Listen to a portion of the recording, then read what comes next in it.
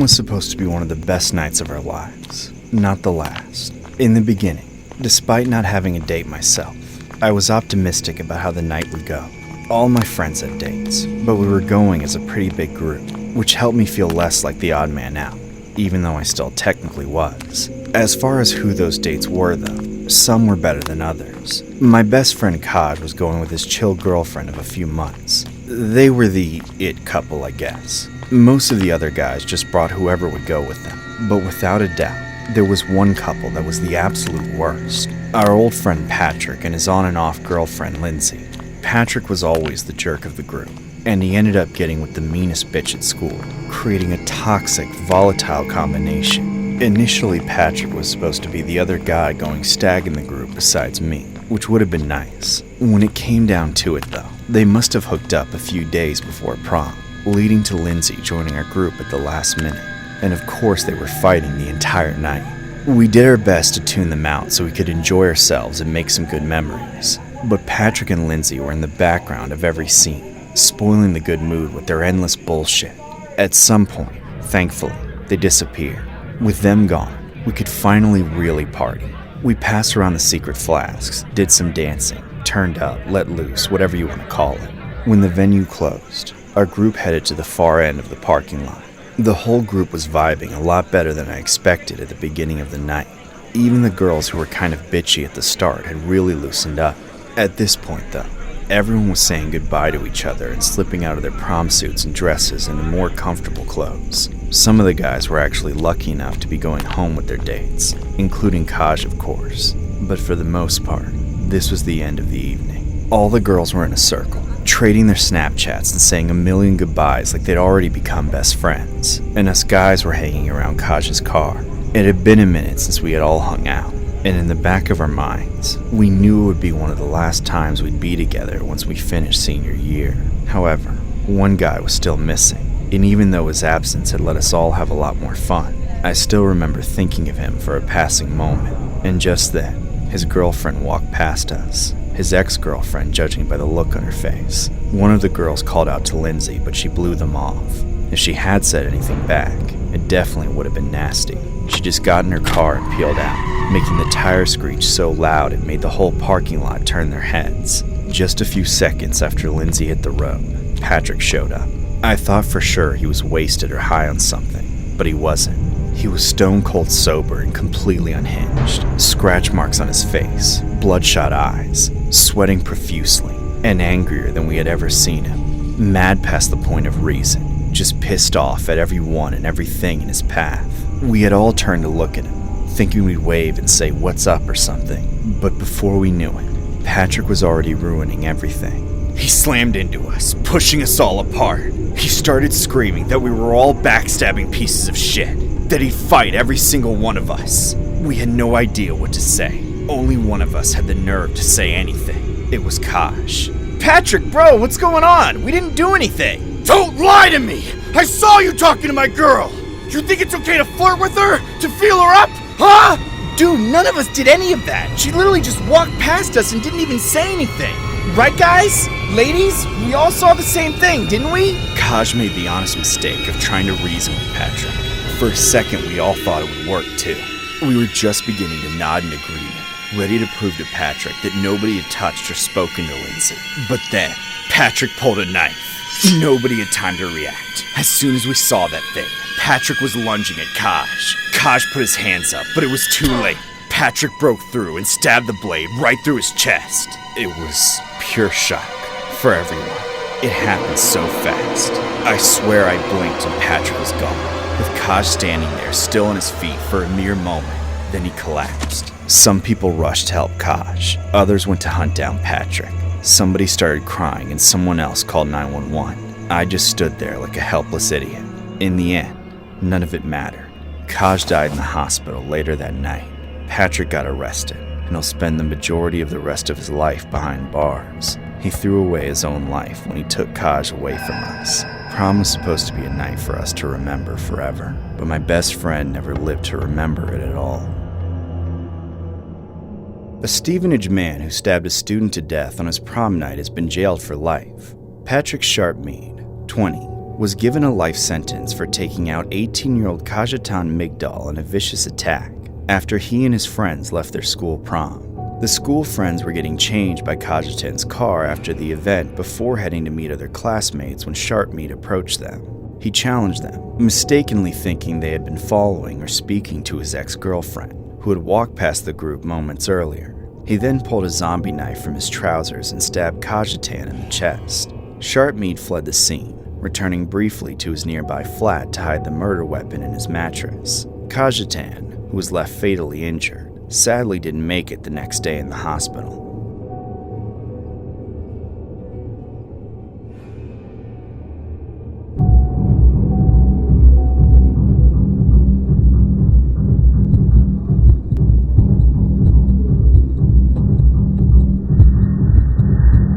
When I was a sophomore in high school, a senior boy asked me to go to prom with him. The boy's name was Jeff. All I knew about him was that he got picked on by the other kids in his class because of his meek, soft appearance. He wasn't ugly, just not my type.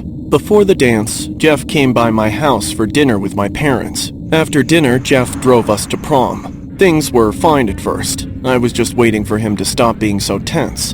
Our first and only dance of the evening was stiff and clunky. At the end of the song, he walked me over to the bleachers and told me to wait while he went to the bathroom. I waited and waited for over half an hour, feeling completely unwanted. He had abandoned me. I was sure of it. Fighting back tears, I stormed outside to the parking lot. By complete surprise, that's where I found Jeff, sitting in his car, cramming McDonald's down his throat. I confronted him. Then we bickered like a bitter old married couple for a while. I worked up to calling him something like a cuckold, prompting him to call me unbreedable. I was more than ready to leave, so I told Jeff to take me home. We arrived back earlier than my parents expected. Jeff and I only kept the charade going until he left. Obviously, I never expected us to have a second date. I didn't receive any pressure from my parents to follow up either, which made it all the more surprising when he called the house just a few days later, and I felt a strange inclination to give him a second chance. This time, he was inviting me over to his house for a party. Suddenly, I thought maybe the cowering slug I'd gone to prom with was merely the product of some severe nerves, and now that the ice was broken, he could show me his true colors. I was right, of course, but not nearly in the way I expected. That evening, I told my parents I was going out with friends. In reality, I was having them pick me up just to drop me off at Jeff's. It wasn't until they drove away that I realized there weren't any lights on inside the house. It made me double-check if I had the right address, and indeed, I did. Unable to retreat, I knocked on the door. Nobody came to open it, but from inside, I heard Jeff's voice calling me. Reluctantly, I opened the door. The house was somehow darker on the inside than it appeared from the curb. The air was stale and dusty, with just the slightest smell of burning wax. His voice kept calling me. I found the candles lighting the way. I eventually found myself in the dining room, lit only by the same flickering candles, where I saw the other guests in the house. They were too young to be his parents, but too old to be from school, almost like random strangers pulled off the street. They didn't turn their heads to look at me. They didn't even say hello, just kept staring straight across at each other. At the end of the table, Jeff sat with a horrid smile on his face. There was no food at the table, no drinks. All the same, Jeff held out his hand and told me to sit across from him. Jeff, you said this was a party. What kind of party did you mean? Bridget. If anything, this is a summoning party. What, like a seance? Of sorts. Who, for Satan? They certainly think so. But no, they're here for us. All at once, the other people at the table snapped their necks to look at me. I tried to get up, but the people sitting next to me grabbed me and held me down into my seat. I strained to see, to look for a way out, but all that became visible was Jeff crawling onto the table. He stood on top of it, then walked towards me. My eyes adjusted as quickly as humanly possible, only to see the most inhuman look on Jeff's face, his hands wrapped around my head, burrowing through my hair. All at once, the grip on my head and hands tightened. I jumped out of the seat, slipping through their grasp, and ran out of that house like no tomorrow. I ran until I found my friend's house, where I took refuge for a few hours, until I had the courage to go home. I wanted to tell her exactly what happened, but I made something up. It didn't feel real. I just said he had tried to kiss me and I got scared. I didn't mention anything else. I did my best to forget about it. I managed pretty well for years, until I saw a familiar face on the news. A serial killer had been caught. That serial killer was my first prom date, Jeffrey Dahmer.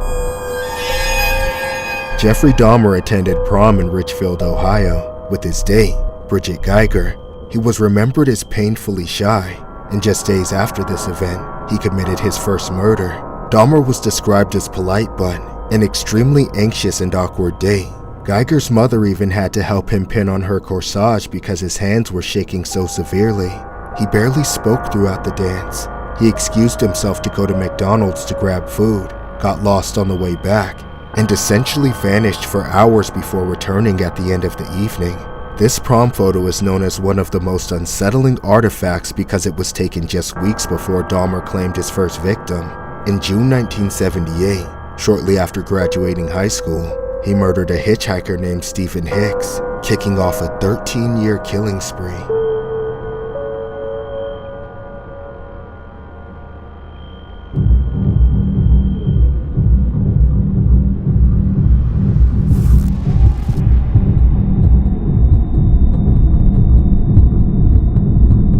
We wanted prom to be awesome, so I had the idea to get a limo. Everybody pitched in for it. Me, my 4 friends, and even all 5 of our dates helped too.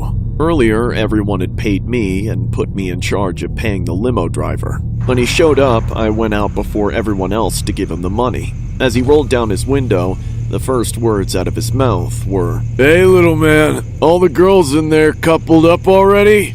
Or did you leave me some stragglers? What? You know, some scraps. Yo, I don't know if that's some kind of joke, but for your information, everyone is taken. Oh, never mind me, man. It was creepy as hell, but then he played it off like he just had a weird sense of humor, so I didn't know what to think. Besides, everyone waiting inside my house, ready to pile in and roll up to prom in style. I didn't want to disappoint them just because I thought the limo driver had an off vibe. I handed the man his payment. Then I went back inside to let my friends know it was time to go. A few minutes later, we all crammed into the limo. It was smaller than expected, and the driver never rolled up the divider window. I caught him staring at us in the mirror the whole time. Everyone else could tell something was up with him as well, but nobody said anything. Of course, when we got to prom, he started acting like he was planning to come in with us. We tried to tell him it was for students only and we had all bought tickets as well, but he didn't care. He still followed us. The only reason we got away from him was because he was fat enough that even the girls in heels could easily outpace him. Hours later, when prom was over and it was time to get back in the limo for the drive home, I realized what kind of shit I had gotten us into. When we opened the doors, crawled in, and sat down, the divider was up, lulling us into a false sense of security that he would just follow the script, using GPS to drop everyone off at their homes, ending back at my place, until the divider came down. He was staring back at me with a look of disgust and hatred. We were all thinking the same thing. What had he been doing in here for the past 4 hours? How messed up did he get? We soon realized he couldn't even drive anymore, hitting curbs and nearly running over pedestrians just getting out of the prom parking lot. We were all begging him to just pull over and let us out, but he wouldn't stop. Then one of the guys said screw it and tried to open the door and jump out anyway. But it was child-locked. He trapped us. As the realization set in, the panic took over. If you boys want out so bad, I'll drive you home. You just gotta leave the girls with me for the night. You're sick. What the hell is wrong with you? Stop being a creep and let everyone out. I'll kick you out first. All you had to do was leave a girlfriend behind for a few minutes, but you had to hog all the bitches to yourself. Oh my god, do something! He ain't gonna do shit. Just stop the car, you bastard! As the batshit crazy limo driver sped and swerved like he was trying to kill us, everyone was looking at me. I'd brought them all into this guy's car. This was all my fault, but I had to do something. I unbuckled my seatbelt, giving it up for someone else. Then, I went and did the only thing I could think of. I ran up to the front of the cabin, and threw myself through the divider. I only got about halfway in, but I could still reach for the keys. I thought if I could just turn them back or rip them out, I could at least bring us to a stop. But then, as the limo driver fought to push me back, he finally lost control. We spun out, careening through a red light. I saw the headlights coming straight for me, right before the limo spun a final quarter turn. I heard the truck horn blaring. Then, everything went black. I woke up in the hospital.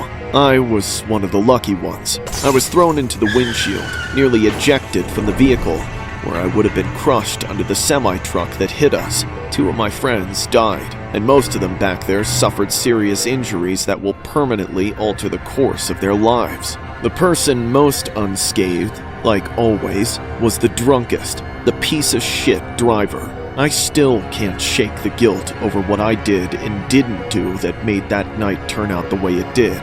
But when it comes down to it, everything is the limo driver's fault. Because of him, prom night will always be the last good night of my life, right before everything was wasted. 2 teens are dead, and 2 are hospitalized after the car they were in was pinned beneath a semi-truck after a high school prom. 4 teens were trapped in a Tesla that became stuck beneath the truck's trailer. Madison Sims and Samuel Brown were pronounced dead at the scene. 2 other teens in the car at the time of the wreck were taken to the hospital with injuries, but are expected to survive.